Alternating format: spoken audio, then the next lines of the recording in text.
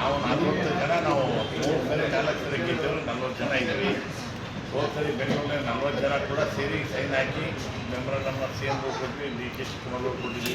ನಾವು 40 ಜನ ಸೈನ್ ಮಾಡಿ ಡೆಲ್ಲಿಗೆ ಹೋಗುವಂತ ಡಿಸೈಡ್ ಮಾಡಿದ್ವಿ. ಕಾರಣಾಂತರದಿಂದ ಒಂದು 12 ಜನ ಬರಲಿಲ್ಲ. ಯಾಕೆಂದರೆ ಅಂಬೇಡ್ಕರ್ ಜಯಂತಿ ಕಾರ್ಯಕ್ರಮ ಇತ್ತು ಮತ್ತು ಬೇರೆ ಬೇರೆ ಮದುವೆ ಮುಂಚಿನ ಕಾರ್ಯಕ್ರಮ ಇತ್ತು. ಅದರಿಂದ ಬಂದಿಲ್ಲ.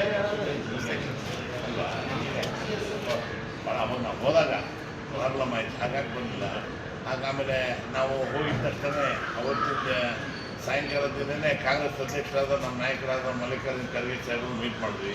ಕುಲಂಕುಷ 1 ಅವರ್ ಡಿಸ್ಕಸ್ ಮಾಡಿದ್ರು. ಅವರು ಕೂಡ ಅವರೆಲ್ಲ ಹೋದಪ್ಪ ನಿಮಗೆಲ್ಲ ಅವಕಾಶ ಮಾಡಬೇಕು, ನೀವೆಲ್ಲ ಸೀನಿಯರ್ ಇದ್ದೀರಿ, ನಿಮ್ಮ CM ಬರಲಿ ಮಾತಾಡಿ ಈ ತಿಂಗಳು ನೆಕ್ಸ್ಟ್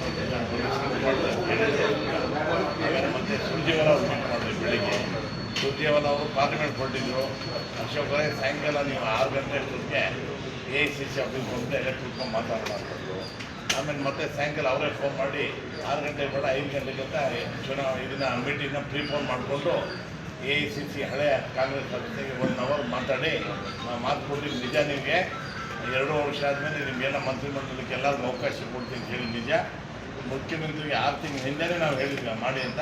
ಆದರೆ ಮುಖ್ಯಮಂತ್ರಿ ಒಂದು 4-5 ತಿಂಗಳು ಟೈಮ್ ಕೊಡಿ ಅಂತ ಕೇಳಿದ್ರು. ಅದರಿಂದ ರಾಹುಲ್ ಗಾಂಧಿಯವರು CM ಆಗಿರೋರಿಗೆ ಕೇಳ್ತಾ ಇದ್ದಾರೆ ಟೈಮ್ ಒಂದು 4-5 ತಿಂಗಳು ಅಂತ ಹೇಳ್ತಾರೆ.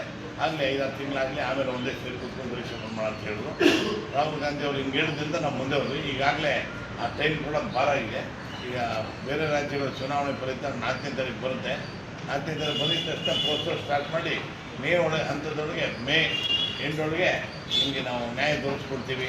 ಮತ್ತು ಚೇರ್ಮನ್ಸ್ಗೂ ಕೂಡ ಇವಾಗ ಪ್ರೆಸೆಂಟ್ ಚೇರ್ಮನ್ ಯಾರು 2 ವರ್ಷ ಕಂಪ್ಲೀಟ್ ಅದು ಅವ್ರನ್ನ ಚೇಂಜ್ ಮಾಡ್ತೀವಿ.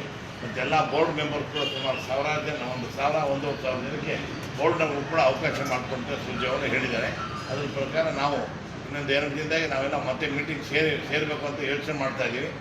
ಸೇರಿ ಮೀಟಿಂಗ್ ಮಾಡಿ ಯಾವತ್ತು ಹೋಗ್ಬೇಕು ಅಂತ ಡಿಸೈಡ್ ಮಾಡಿ ನನ್ನ ಪ್ರಕಾರ ನಾವೆಲ್ಲ ಮಾತಾಡೋ ಪ್ರಕಾರ 4ನೇ ತಾರೀಕು ರಿಸಲ್ಟ್ ಬಂದು ನಾನು 6-7ನೇ ತಾರೀಕಿಗೆ ಅದೇ ಹೋಗ್ಬಿಡೋಣ ಅಂತ ಡಿಸೈಡ್ ಮಾಡ್ತೀವಿ. ಸರಿ, ಈಗ ಹೈಕಮಾಂಡ್ ಪದೇ ಇಂಥ ಸಭೆಗಳನ್ನ ಹೇಳ್ಕೊಂಡು ಮುಂದುವರ್ಕೊಂಡು ಒಂದೊಂದು ರಾಜ್ಯದ ಎಲೆಕ್ಷನ್ನು ಮತ್ತು ರಾಜ್ಯದಲ್ಲಿ ಏನೇನೋ ಡೆವಲಪ್ಮೆಂಟ್ಸ್ ಅಂತ ಹೇಳ್ಕೊಂಡು ಒಂದು 6 ತಿಂಗಳಿಂದ ಮುಂದೂಡ್ಕೊ ಬರ್ತೀವಿ. ಈಗಲೂ ಮುಂದೂಡಲ್ಲ ಅನ್ನುವಂಥ ಭರವಸೆ ನಮಗೆ 100% ನಮ್ಮ ಹೈಕಮಾಂಡ್ನವ್ರ ಮೇಲೆ ನಂಬಿಕೆ ಇದೆ.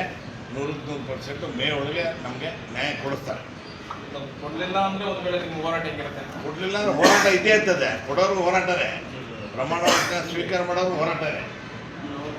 ಅಂದರೆ ಸಂಪೂರ್ಣ ರೀಶಫಲ್ ಆಗಬೇಕು ಅಂತ ಎಲ್ಲ ನಾವು ಸ್ವಾಮಿ ನಮಗೆ ಸುರ್ಜೇವಾಲ ಅವರು ಹೇಳಿದ್ದು ಏನಂದ್ರೆ ನಮ್ಗೆ ಅವಾಗ ಮಿನಿಸ್ಟ್ರಿ ಮಾಡೋಕ್ಕೆ ಒಂದು 4-5 ಜನ 10 ಅಲ್ಲ 15 ಅವ್ರು ಹೇಳಿದ್ರು, we will retain 4-5 members senior minister and will give chance everybody ಅಂತ ಹೇಳಿದ್ರು.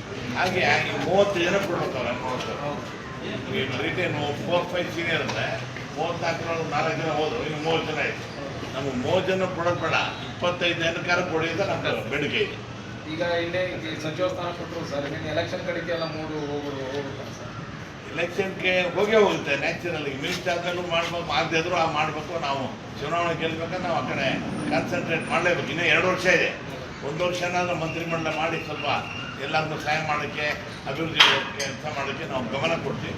ಕೊನೆ ವರ್ಷ ಹೆಂಗಿದ್ರು ನಾವು ನಮ್ಮ ಕಾನ್ಸ್ಟಿಟ್ಯೂನ್ಸಿ ನಮ್ಮ ಇದಕ್ಕೆ ಗಮನ ಕೊಡ್ತೀವಿ. ಓಕೆ, ಥ್ಯಾಂಕ್ ಯು, ನಮಸ್ಕಾರ ಎಲ್ಲರಿಗೂ. ಕರ್ನಾಟಕ ನ್ಯೂಸ್ ಬೀಟ್ ಫಾಲೋ ಮಾಡಿ, ಸಬ್ಸ್ಕ್ರೈಬ್ ಮಾಡಿ.